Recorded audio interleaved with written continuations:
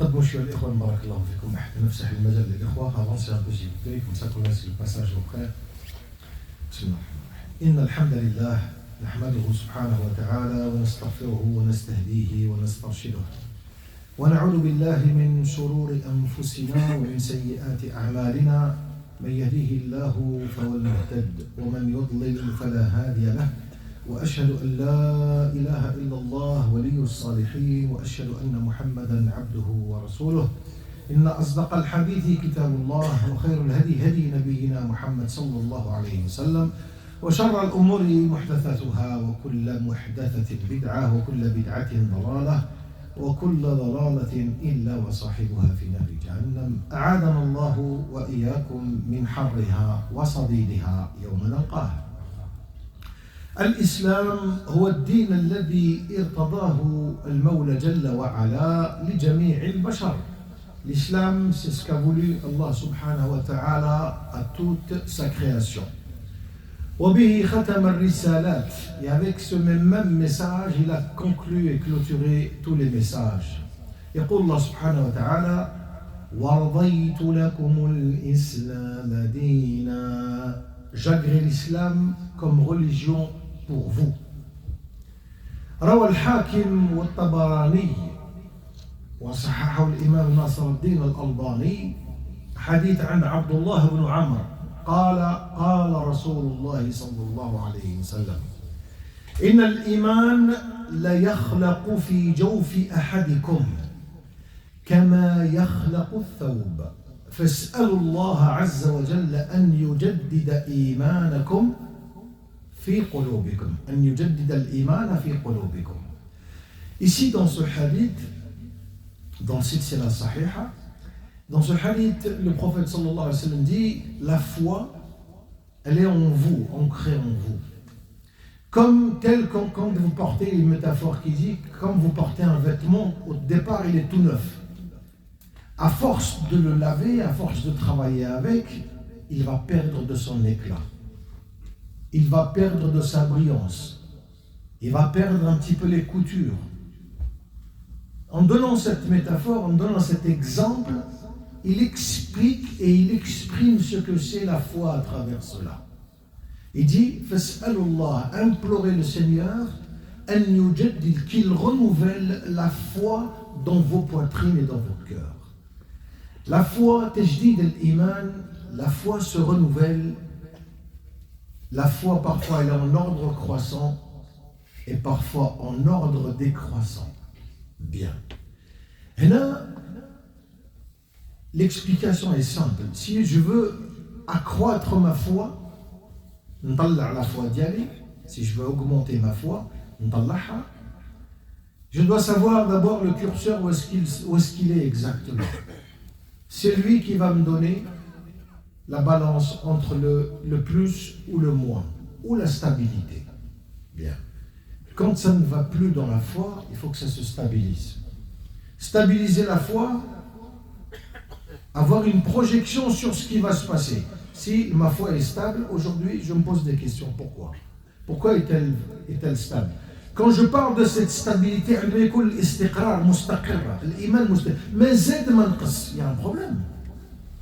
Mais il ne pourrait que être en ordre croissant. فتنغمس القلوب في الشهوات والمعاصي والملذات. Les cœurs se rattachent à cette dunya-là. Et là, c'est la régression totale.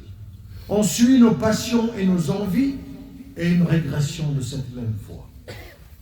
Au lieu de l'embellissement de cette dernière, fructifier sa foi en se rapprochant de l'Éternel, ça c'est plus réfléchi et ça a un sens de direction. Bien. Allah Azza wa Jalla, il parle par rapport à les cœurs. Il parle par rapport au cœur. Qu'est-ce qu'il dit? S'il veut avoir un cœur qui est sain, un cœur qui ne respire que pour lui, il faut qu'il soit paisible, ce cœur-là, pour qu'il puisse mieux adorer Dieu. Tu ne peux pas adorer Dieu comme cela. Tu ne pourrais l'adorer que quand tu es en tranquillité, en phase d'adéquation avec ta personne.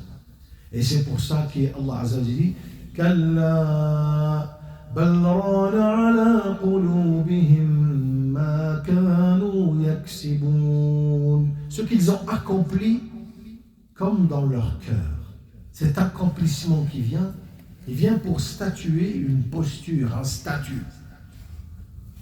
Nabi sallallahu alayhi wa sallam يقول في القلب القلوب, les cœurs de chacun sont entre les deux doigts de Dieu. يقلبها كما يشاء. Il les fait changer comme il veut.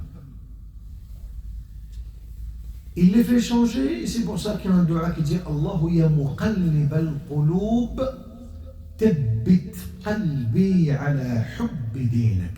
Toi qui changes les cœurs et qui les varies en fonction de ma foi, c'est pas lui il a envie de te rendre aujourd'hui mécréant, non. C'est en fonction de ta foi, de la croissance et de l'embellissement de cette dernière ou l'inverse. Donc si tu veux que tu sois en adéquation avec cela, et la foi ne pourrait que s'embellir et devenir meilleure. Elle devient meilleure avec quoi? Elle devient meilleure en se rapprochant de l'Éternel subhanahu wa ta'ala. إذن فهي تزداد. باش نكسب هذيك طمأنينة القلب pour avoir cette rahma de Dieu, ce qu'on appelle une rahma qui vient pour apaiser le cœur. ألا بذكر الله تطمئن القلوب. En évoquant Dieu, nos cœurs se tranquillisent. En restant avec Dieu, nos cœurs deviennent meilleurs. Meilleurs dans le rapprochement vers lui. Mais quand tu fais des choses que lui t'a dit de ne pas les faire, tu ne pourrais que t'éloigner de lui. Donc vous savez qu'un retour éminent est le bienvenu, surtout que nous sommes sur la moitié du Shahr Sha'ban, la moitié, c'est-à-dire le bilan qui commence à partir de cet instant-là. Des 13 ou 14 jours qui nous restent à vivre, Inch'Allah, pour Sha'ban, pour meilleurement accueillir d'une manière meilleure Hulul Shahr Ramadan et accueillir Shahr Ramadan. Pour embellir cette foi et la rendre meilleure, 4 éléments extraordinaires qu'il faut apprendre et prendre en considération. Premier élément, multiplier les adorations et toutes les formes d'adoration qui te rapprochent à Allah subhanahu wa ta'ala. Comme l'insan, par exemple, يقضي الفروض. Tout ce que Dieu a dit, il le fait, les 5 prières par exemple. Il y a des prières surérogatoires. Ceux-là, elles sont importantes. Oui, mais c'est surrogatoire. Oui, mais c'est très important. Pourquoi? Si tu veux accroître et renouveler ta foi, c'est ça qu'il faut commencer par ça. Puisque Dieu, subhanahu wa ta'ala, qu'est-ce qu'il dit? Il dit وَمَا زَالَ عَبْدِي يَتَقَرَّبُ إِلَيَّ بِالنَّوَافِلِ حَتَّى أُحِبَّهُ. Mon serviteur ne pourrait que se rapprocher de moi en effectuant, en accomplissant des salats surrogatoires jusqu'à ce qu'il puisse obtenir mon amour. Et quand tu obtiens l'amour du divin, subhanahu wa ta'ala, qu'est-ce qui peut t'arriver d'autre? Tu es dans le top niveau, tu es dans le meilleur, c'est-à-dire l'amour d'Allah subhanahu wa ta'ala. Deuxième élément, ذكر الله سبحانه وتعالى, وجاء هذا في مسند الإمام أحمد. مسند الإمام أحمد يقول النبي صلى الله عليه وسلم جددوا إيمانكم. Le prophète béni de l'islam sallallahu alayhi wa sallam dit جددوا, renouvelez votre état de foi. Et il faut qu'il soit renouvelé en permanence. جددوا إيمانكم. فقالوا الصحابة فكيف نجدد إيماننا يا رسول الله? Comment doit-on embellir notre foi يا رسول الله et la rendre meilleure et la renouveler? قال بقول لا حول ولا قوة إلا بالله. On doit le dire 3 fois par jour, 10 fois, 30 fois minimum. لا حول ولا قوة إلا بالله. Il n'y a force ni puissance qu'en Dieu subhanahu wa ta'ala. La hawla wa la quwwata illa billah. Le Nabi sallallahu alayhi wa sallam dit dans un second hadith, la hawla wa la quwwata illa billah, kanzun min kunuzil jannah. C'est une des fortunes du paradis. Le fait de multiplier justement, qawl, dire la hawla wa la quwwata illa billah. Wa huwa amanun lirruh. Et c'est un apaisement le fait de dire, puisque Dieu dit, il le dit clairement, Ala bi dhikrillahi tatma'innul qulub. En évoquant Dieu, tout en étant avec Dieu, Allah apaise nos cœurs. Wa kafa fi kitabillahi kama qala l'imam Ibn al-Qayyim, et ça suffit amplement dans le livre 50. L'imam Ibn al-Qayyim relève un point dans le verset coranique où il dit la chose suivante, fadhkuruni adhkurkum, c'est-à-dire évoquez-moi. Dieu dit évoquez-moi, je vous évoquerai. Toi, tu évoques Dieu dans une mosquée, tu évoques Dieu chez toi, tu évoques Dieu dans un endroit où il est sain et préférable de pouvoir l'évoquer. Dieu, quand il va t'évoquer, quand il laqad dakarani abdi fulan ibn fulan, mon serviteur un tel, fils de un tel, a parlé, m'a évoqué dans tel endroit. Allah, quand il t'évoque comme ça, il t'évoque fis sama'. عند الملائكة عند الأنبياء عند الشهداء وحسن أولئك رفيقا اللهم اجمعنا بهم ومعهم يا أرحم الراحمين. Donc, et c'est pour ça que l'imam Ibn al-Qayyim aussi dit Anfa'ul Ardiya, la meilleure des nutritions que tu peux t'apporter, c'est Rida'ul Iman, c'est la nutrition de la foi. Wa Afdalul Adwiya, le meilleur des remèdes et le meilleur des calmants, Huwa Dawa al-Qur'an. C'est avec le Coran que tout s'apaise. C'est avec le Coran, tu lis les paroles d'Allah subhanahu wa ta'ala. Allahumma ballighna shahr Ramadan waj'alna min al-qurra'i fihi ya arhamar rahimin.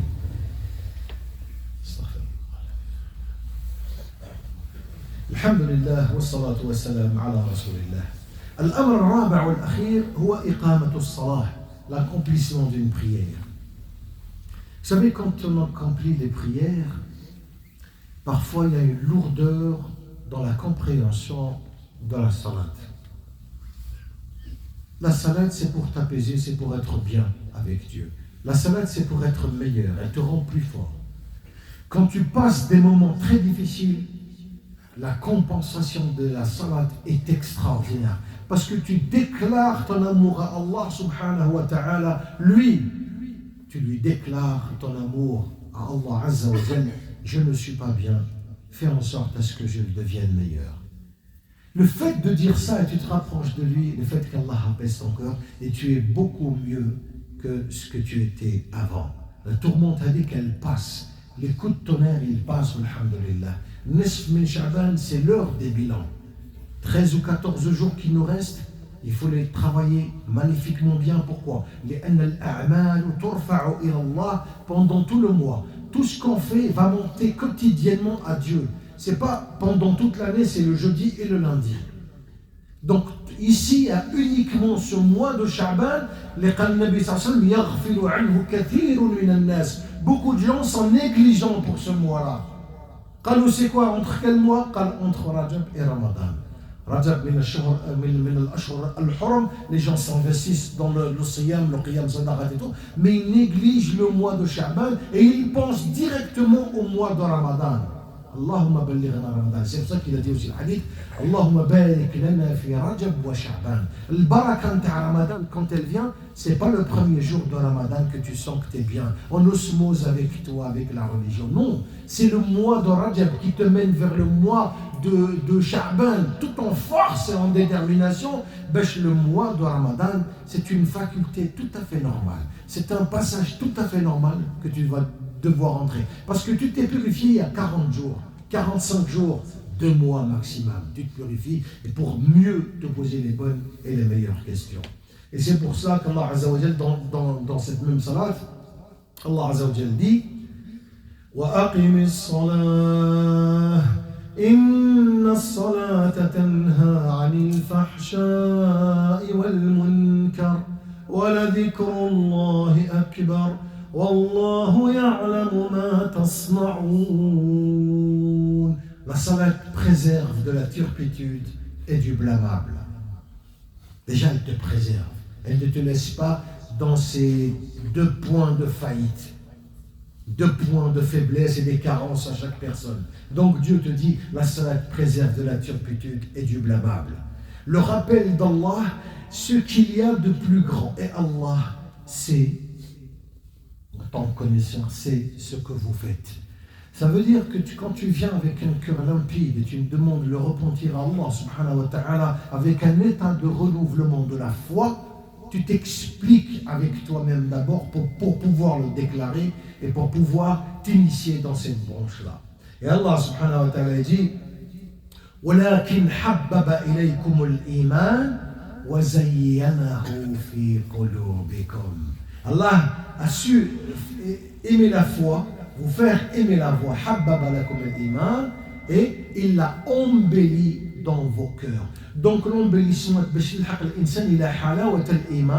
cette foi mielleuse, cette foi qui est délicieuse, c'est que dès que tu es en osmose avec ta personne, avec Dieu, subhanallah, c'est un plaisir immense. Chaque lettre du Coran, c'est pas chaque verset, c'est chaque lettre du Coran que tu prononces, c'est un plaisir immense. Tu vis tout avec Allah subhanahu wa ta'ala. Tu le vis pleinement. Et quand tu vis pleinement, qu'est-ce qui pourrait t'arriver de mal? Rien. Parce que tu es en concordance avec Allah azza wa jalla. Qu'Allah subhanahu wa ta'ala facilite nos cœurs.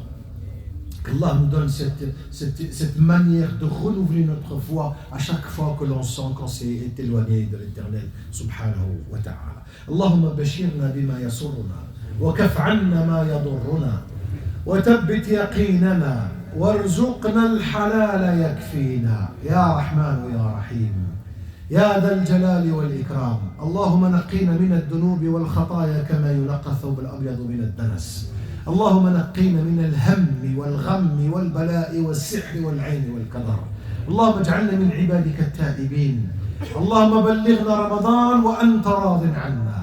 اللهم اجعلنا من العتقاء قبل حلول رمضان. اللهم أنت الواحد الأحد الواحد القادر على هذا، فاغفر لنا ذنوبنا وارحمنا برحمتك يا أرحم الراحمين. اللهم اهدنا واهدي أزواجنا إلى صراطك المستقيم. اللهم اهدنا واهدي ذريتنا إلى صراطك المستقيم. اللهم اجعلنا من عبادك التائبين المنيبين العائدين يا رحمن يا رحيم. برحمتك نستغيث. اللهم أغثنا يا مغيث. وقوموا إلى صلاتكم يرحمكم الله.